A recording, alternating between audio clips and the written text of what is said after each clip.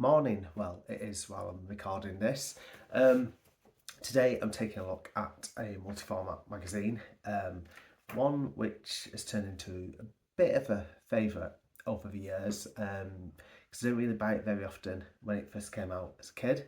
Um, as said before, it did split into other magazines, and today I'm going to be looking at Game Zone, and this is issue 9 from July 1992. So, after 12 issues, it did split into Nintendo Game Zone and it also split into Sega Zone as well. So, basically, at this time, you've got all the formats, with console formats, I should say. So, you might get a bit of PC Engine in there, Game Gear, Game Boy, um, Super Nintendo, NES, and so on. So yeah, it was obviously from Dennis Publishing. Um, I remember getting Zero. So my hay fever is absolutely awful today. I remember getting Zero, and they sort of were advertising Game Zone quite a bit. Their console footage, coverage, I should say, really did cut down for a little bit before the restyled Zero, something that was an advert for in here. But anyway, I'm going to crack into it so I don't just waffle on. So we have got Mega Man 3 on the cover for the NES. So I said try and do a bit more Nintendo stuff. So obviously Mega Man 3, big series. I'm hoping it's for the NES anyway. It's probably going to sound like it's for the Game Boy version. So let's have a quick look. We've obviously got an advert and the intro page straight away.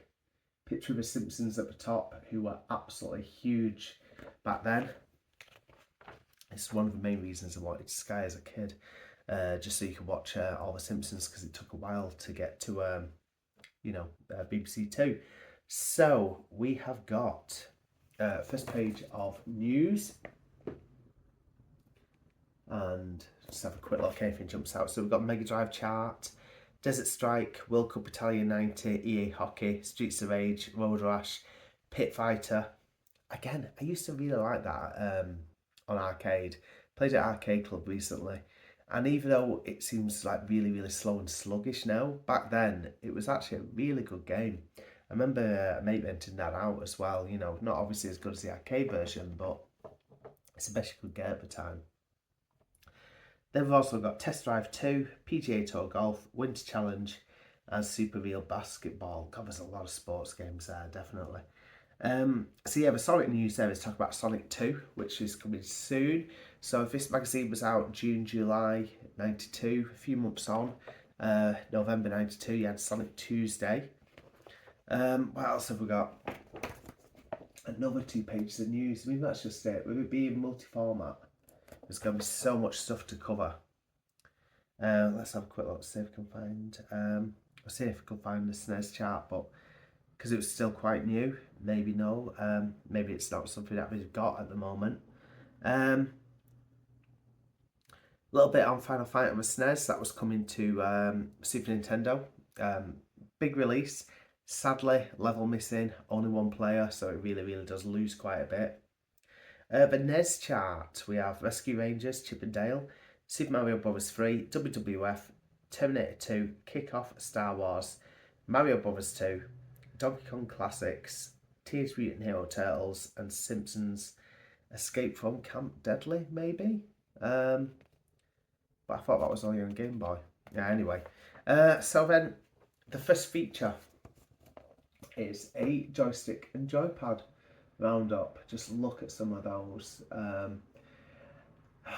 don't know. We always say, don't we, like, the best thing to get out of a joystick is it's comfortable, your hands aren't cramping up, after like minutes of using it. And some of these look awful. See this one here, the Comics Speed King, I've never ever liked. I remember a mate having one, I was like, this is horrible. I know the idea is it fits in the palm of your hand, but it just felt weird. It's all about the zipstick of a quick shot, surely. Anyway, it's going through them all, knocking them down to giving them final scores. So I'll see if we can just work out who actually won. So hang on, we've got an 8 here. Oh no, we've got a 10. Oh my god, Baconic Speaking for Mega Drive got 10 out of 10. Jesus. Oh, and the cheetah bug. Let's have a look at the cheetah bug. Oh god. That, really? That or that? Christ. Ugh. Anyway, sorry. The usual special reserve adverts as well. Loads of stuff going on there. SNES there, £150. We have got Populous on the Game Boy. I can't see how that game would work on the Game Boy. You know, it's like so much stuff going on in it. So that was only a preview. We're now in the reviews. We've got SimCity on the SNES, which is not a bad game. Always got about 90% in the reviews. It'll probably, when I turn over, not have 90% though. Hang on, I'll turn over again. Hey, there we go, thank God. 95% they gave that. And then we've also got an advert here of the Amiga 600. Just move that. Weird advert. Obviously, shed loads of yellow, which was the colour of the packaging for the bundles that came with it. Oh right, yeah, so it is Mega Man 3 on the NES. SimCity there, by the way, got 95%, so again, a very high score. And again, that made the Superplay Top 100. So Mega Man 3, Mega Man games always struggled with. They are really difficult. I know the idea is that you are meant to go through certain levels. Give it 90% down there. You go through certain levels, get the right power-ups, and then tackle the bosses, in the best order. I've just never really had the patience. That's a big thing, really. On any formats. We've got Terminator there as well on the Mega Drive. Game not really that keen on. They gave it 79%. Last thing really on Mega Man, I almost said Mega Drive then. Mega Man was I remember getting the Mega Man X for Super NES when that came out. It lasted about 3 or 4 days and traded it in. We have got the Addams Family on the NES. So the NES still getting a lot of big games, so this is what, mid 92. They gave that 63%. That's around the time of the film as well. Never actually played this. Die Hard again on the NES. You think Die Hard's been out for a good few years? I don't know if anyone's played it. 80% though. Chuck Rock on the Master System. Again, first played that on the ST. They gave that 80% though. I'm not going to show every single review because again, I'll be wary of the time. We have got a competition. Jesus Christ. You'll see why in a sec. To win a Super Scope, the Nintendo Super Scope for the SNES. So if we look at the middle target, we have Rolf Harris, we have the New Seekers, who else? Mike Oldfield. I don't know what you meant to do, but you've obviously got to ring up a telephone number.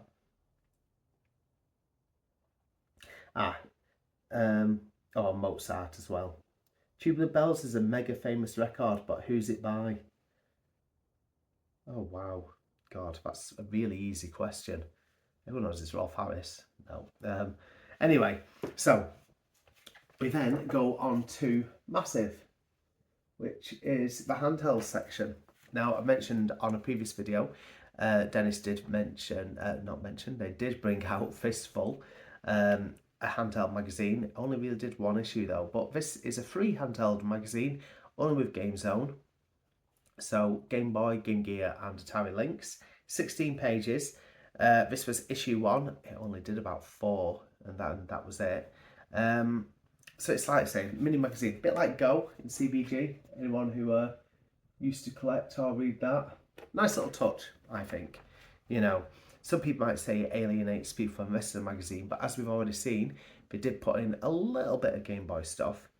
So, Game Boy chart, Super Mario Land, DuckTales and Dr. Mario. Game Gear chart, Sonic the Hedgehog, Joe Montana and Psycho World. Lynx chart, Toki, Crystal Mines 2, Awesome Golf. I've just done the top 3 of each. Then we've got, this actually looks quite good for graphics wise, Prince of Persia on the Game Gear. I know obviously obviously it's harder to see, but I know it's out. I've never played the Game Gear version, but it's not bad, bad colours. Right, doesn't surprise me that this got a good score. Tiny Toon Adventures on the Game Boy. They're getting 88%. The Tiny Toon games are always highly rated. And then we've got a few reviews here for Lynx and Game Boy. So they're really fitting quite a bit in, and it's not just like little box reviews. They're getting at least half a page. And then we've also got Spider-Man versus Kingpin. Oh god, these screenshots! Right, this is obviously the difficulty with handheld screenshots. You can see that there. I mean, we're getting it 90%, but don't know. Maybe it's a printing error. We've seen some of the other screenshots from Game Gear games. And then we've got 2 quite poorly rated games here, 50 and 57%. Paperboy 2 there. Always got bad reviews, that one. We have got Bart vs Space Mutants on the Master System. First played this on the Amiga. Because obviously you've got to go around, you've got to collect things, spray, what was it, spray things purple, I think it is. It's nowhere near as good as the Scroll and Beat 'em Up game that the arcade's got. Oh, there's Fistful as well, that I just mentioned. Again, only 1 issue as far as I know. Then we've got Little Nemo the Dream Master, a game that I'm pretty sure still costs a lot of money. 87% there. We have PG tips, which are the tip sections. Absolutely loads and loads of tips. That's one thing you had to get. I mean, this is about the 6th page. You can see like here, all the little tips, and you got some, more in-depth stuff there as well. So there is something for everyone really. And again, it carries on. Right, okay. So then we've got a feature looking at the Super Scope. My friend got one of those with his SNES. It's not great, is it? But it seemed like a big deal. People liked light guns at home and stuff. Then we've also got the Killzone, which is arcade games reviewed. So we've got Street Fighter 92 Championship Edition, 4.5. Undercover Cops, which is Scroll and Beat 'em Up, 2.5. Space Gun 92, 4. Euro Football Champ, 4.5. Lethal Thunder, 3. And then if you subscribe to the magazine, you get a free Time Boy or personal stereo. I'm sure they were a big deal back in the day. And then what else have we got? I've got here for Zero, the new look, which didn't really last that long. It lasted 4 issues with that cartoony look. And as said, they did bring back the console games after having about 5 or 6 issues with nothing really console related. And then the back we have got all the breakdowns, like mini reviews of what got, what game got what score and things for each format. So the very last 2 pages really sold out, which is obviously all your classified ads there for your hardware. So we're selling an Amstrad 464 with monitor, leads, manual, TV modulator, £150 worth of games and 5 magazines.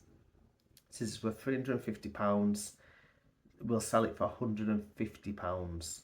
Yeah, it's not too bad, Amstrad is supposed to sell about a year left in it. Okay, what about Nintendo NES with Super Mario 1 and 3, only 4 months old, so 8 months warranty left, worth £120. He charges you 70 quid.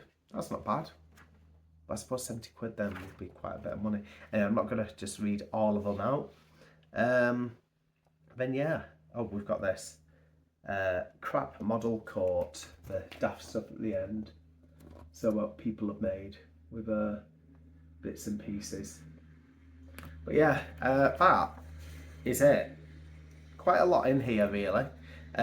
Good read as well. But anyway, that's all for me. Slightly quicker one. Wow, actually impressed. Alright, thanks a lot for subscribing. Welcome to any new subscribers. I'm just going to carry on going through the magazine collection. Anything that jumps out that's quite interesting, I'll do a quick video on. Okay, thank you. Have a good weekend. And yeah, I just try to think when this goes out. Yeah, I'll probably do another update. I know when I'm recording this, I've got Kickstart the Amiga event coming up. So if you see you in Nottingham at Ravi's event, hi. And if not, we're in Nottingham again a couple of weeks after at the Knox Video Game Expo. So yeah, a couple of trips to Nottingham in the next few weeks. All right, see you later. Bye-bye.